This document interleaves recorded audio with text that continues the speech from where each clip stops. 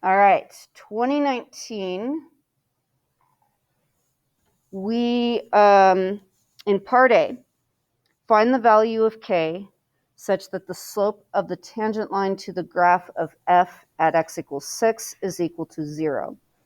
So you're going to take the derivative. Come on, draw. And I'm going to say that I'm going to put this to the -1 power. And f prime of x is then negative blah to the -2. Give mommy her baby. And I keep doing this where I'm trying to write a subtraction, but I start a plus. And then multiply by the derivative of that baby. Remember, x is the only variable. K is a constant, so its derivative is 0. And then I'm going to go ahead and factor a 2 out of the 2x minus 2, and then rewrite this in the denominator. And at x equals 0, the slope is 6. So I'm going to plug 0 into my x. That will be 2 times -1 for the numerator. In the denominator, it will be just a k squared equals 6. So multiply by k squared, divide by 6. And did I make any mistakes there?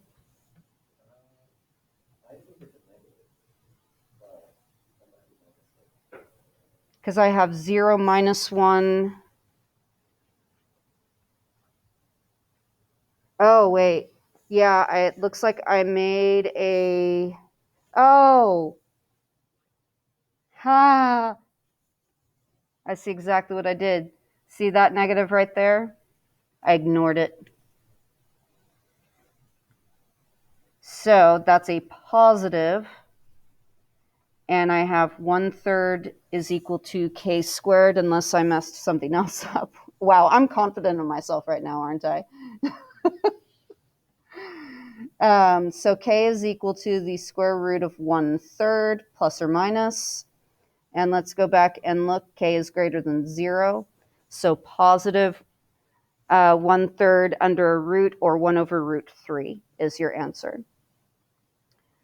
Okay, part B. They're telling you that k is equal to -8, and I'm sure this is the part you really want to see. We have to integrate this function. To integrate, we're going to use fraction decomposition. So I'm going to rewrite, that is 1 over x squared minus 2x, and then minus 8. The first thing that I'm going to do with this is fraction decomposition. I want to move this over. Move, move, move, move.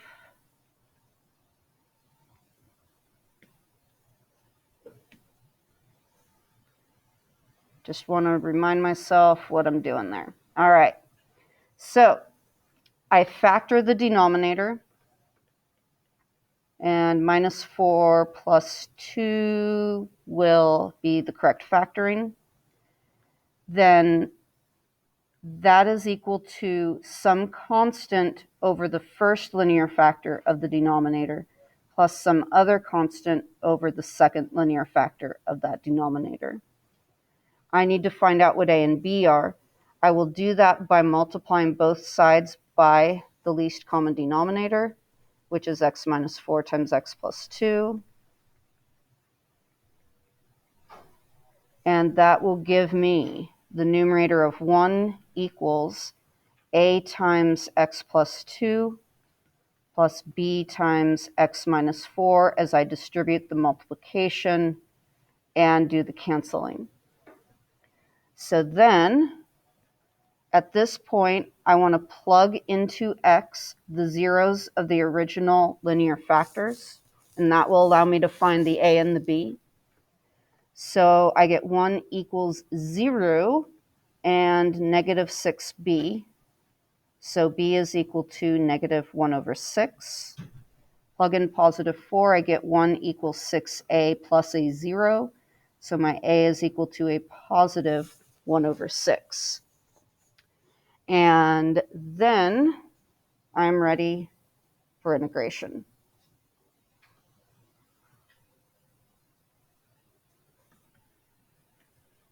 This integral 0 to 1 is now a positive 1/6 over x minus 4.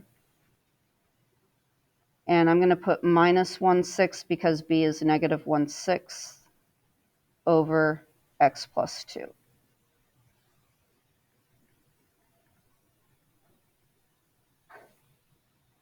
Now, I'm going to take that 1/6 and pull it aside from both of those. Then, when I'm doing a u substitution, but I want to point out that my first u substitution is x minus 4. The derivative of x minus 4 is just 1, so I really don't want to bother writing out the full u substitution. I just want to go straight to, that's going to be the natural log of absolute value of u, and put the u back in. Then minus, and technically I'm dealing with a second integral where u is x plus 2. The derivative of x plus 2 is 1, so I don't need to worry about any extra constant multiples. The integral is natural log of absolute u, and put the u back in. And this is being evaluated from 0 to 1. And now it's just a matter of wrapping that up. So 1/6 times, and then I'm plugging in 1, so that's going to be natural log of 3 minus plug in 1, a natural log of 3. And then I plug in 0, and I get a natural log of 4 minus a natural log of 2. So I can see that these two cancel each other out. And with this being free response, you can write your final answer however you choose to write it. I've got this negative sign. And if this were multiple choice, can you imagine the variety of answers that you might see? And yes.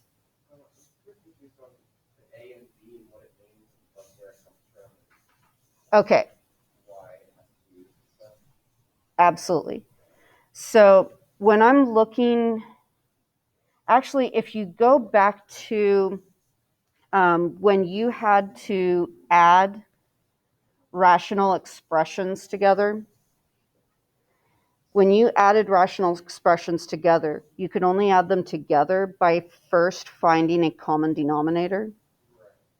And to do that common denominator, you had to look at that there's an actual parentheses, so you really had to just multiply by each other's denominator. You multiply that top and bottom by the other denominator. Then you keep that denominator and you do all the arithmetic on that addition. And you wind up getting some simplified answer.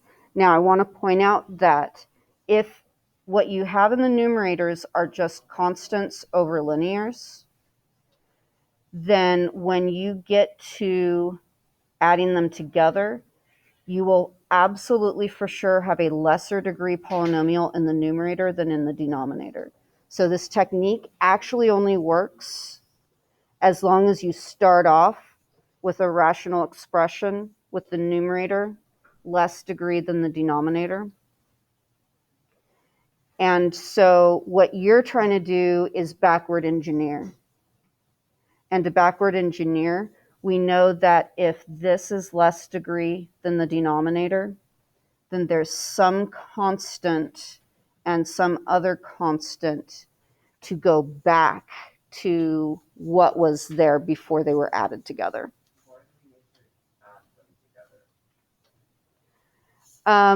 Actually, the whole reason we're doing this is because it would be that much of a pain to integrate it if we didn't. Our reason for doing this fraction decomposition is, let me just point this out to you and ask you, what's the integral? Yeah. What?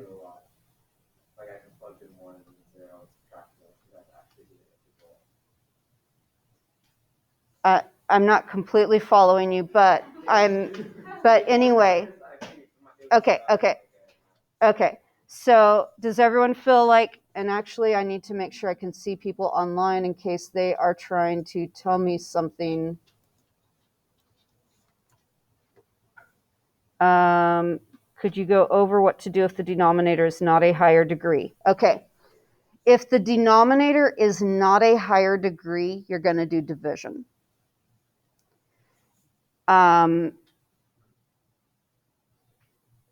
Let me quickly just throw out something random, okay? Now, I was dealing with, now I lost it, x squared minus 2x minus 8. So x squared minus 2x minus 8. If that's my denominator, and let's say my numerator was x squared, I would not be able to just go into this technique. I would have to first do division. So I'll remind you of how to do that division. You've got your little, I'm just going to do it by boxes.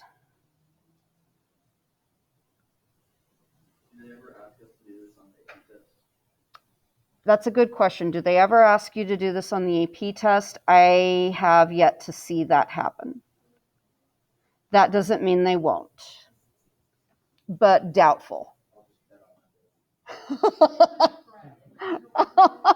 Okay, look, it's not too bad. Let me just say, take the denominator, make it a nice little column on the left outside, then whatever the highest degree term is, that begins the inside of the boxes. What do I multiply x squared by to get x squared? That would be 1. Then I go multiply by 1, multiply by 1. Now,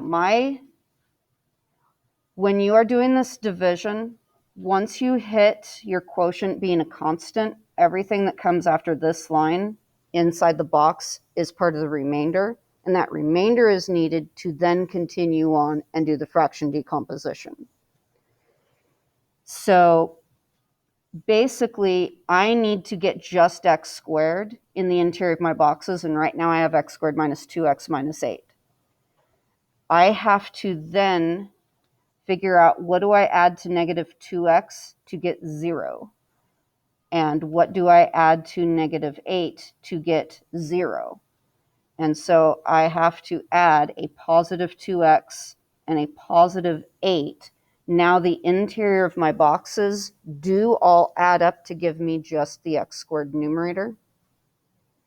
And what I get is that this fraction is equal to an entire big giant polynomial 1 plus the remainder 2x plus 8 that was not divided yet by the x squared minus 2x minus 8. If you then threw this back in an integral, this is ready for integration. You integrate it, you get just x. But for this piece, you're going to have to go through fraction decomposition to figure out what that fraction's a and b are. That would create this. And do you want me to just go through and see how to do this with finding a and b? I think that might be a good idea just to review a bit. So if this was my fraction, then I'm going to factor the denominator, x minus 4, x plus 2, and then that's equal to some constant over x minus 4 plus some constant over x plus 2. Then multiply by the common denominator, and I will get on the left side just the numerator. On the right side, x minus 4 will cancel with the x minus 4, but not the x plus 2. b's denominator will cancel with the x plus 2, but not cancel with the x minus 4.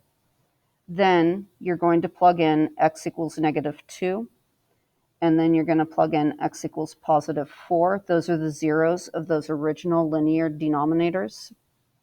Now this time when I plug it in, though, the left side has an x in it. So I have 2 times negative 2 plus 8 is positive 4 equals 0a minus 6b. This time b is negative 2/3. If I plug in 4, I am getting 8 plus 8 is 16 equals 6a plus 0. So 8 divided by 2. 8 divided by 3 8/3 is my a. And then from there, I would just do essentially the same exact thing that I just did with the other ones. So that's actually really important to take a look, make sure you know how to do that. From here, can you think of all the different ways this can be written? For one, this negative sign, I could rewrite this as reverse the subtraction order. 2, do you know the log rule? When you're subtracting 2 logarithms, it condenses to divide inside 1 logarithm.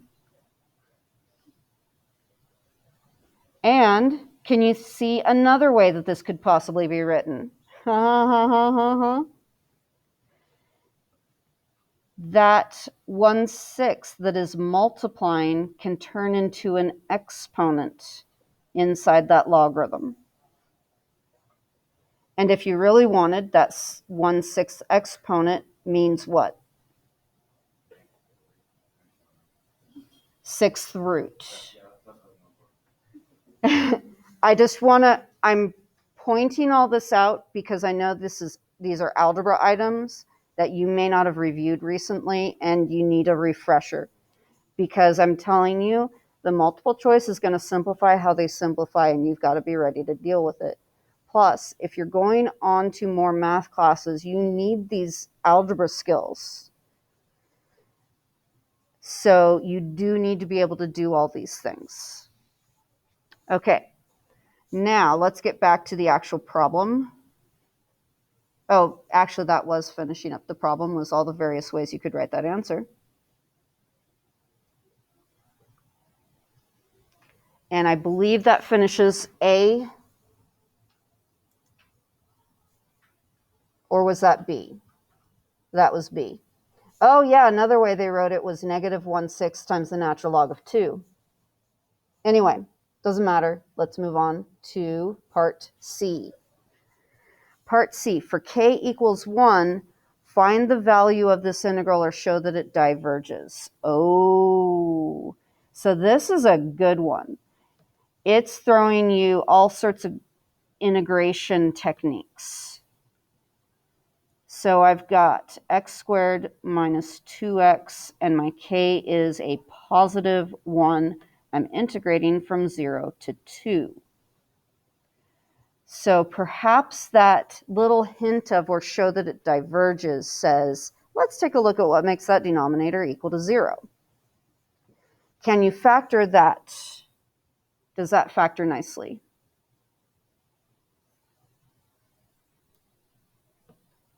So what do you guys think? Does it factor nicely? Do you see it?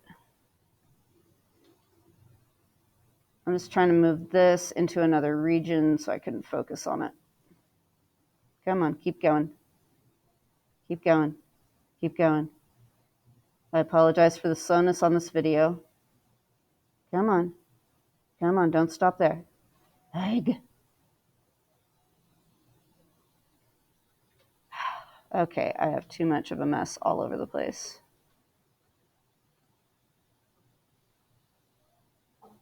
Okay. So, how does that factor?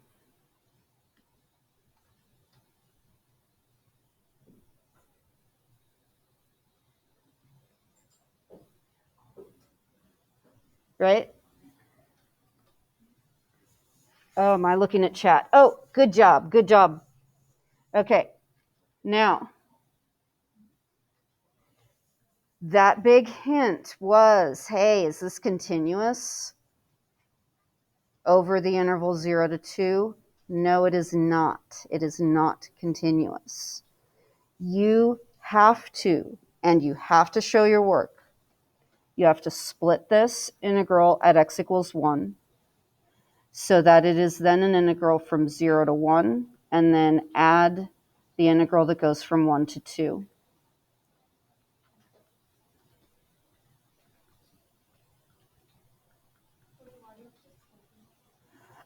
Because at x equals 1, it makes the denominator 0. And so we've got a discontinuity. And joy, they gave us an internal discontinuity. An internal discontinuity means you have to do two one-sided limits. First, you split it. I know. And then you need to look at the limit as pick a variable, pick any letter that isn't involved yet. Okay, I've got a C. I need this to change to a C, but C is approaching 1 from which side? So think 0 to 1, left side. If it helps, draw this and go, oh, that's the left side of 1. Then I need to pick a different letter. Pick a different letter.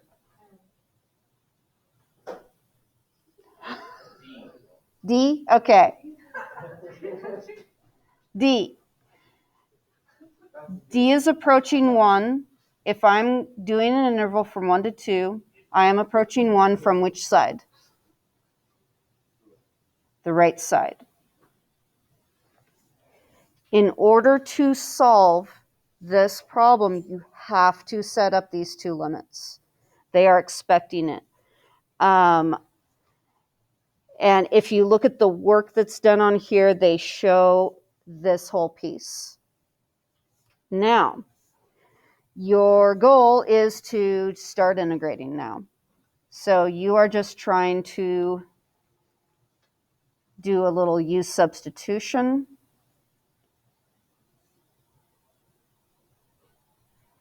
And both integrands are the same. So what I'm going to do is just say an indefinite integral for 1 over x minus 1 quantity squared dx.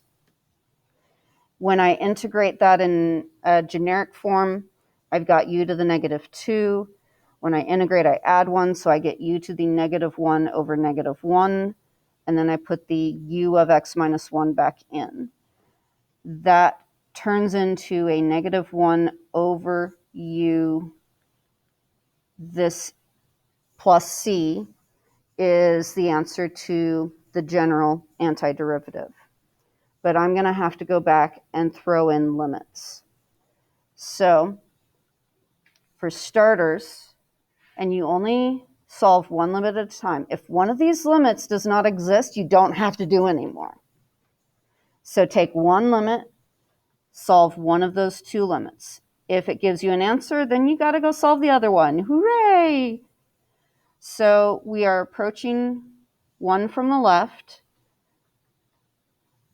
I'm taking this from 0 to c. I'm plugging in the c, minus I'm plugging in the 0.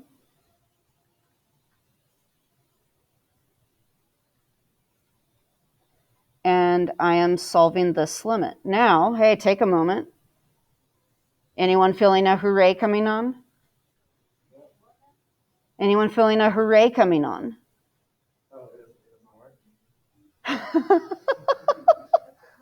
Take a look. You're plugging in 1. Yes, technically it's from the left, but you're plugging in 1 into that c. 0 in that denominator without the numerator being 0. This limit does not exist. You do not need to solve a second limit. That's why I said, do you feel the hooray coming on? You don't have to solve a second limit. This does not exist. Because that limit does not exist, the improper integral diverges.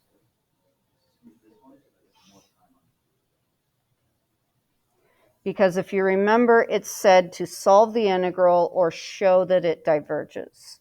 You just showed that it diverges. That means the problem is done. You only need to solve one of the two limits and show that that limit does not exist, and you've got it. But understand, you have to write the limit and say it does not exist, and that is why we get diverge. Okay, that is the end of that very long explanation, but a good reminder.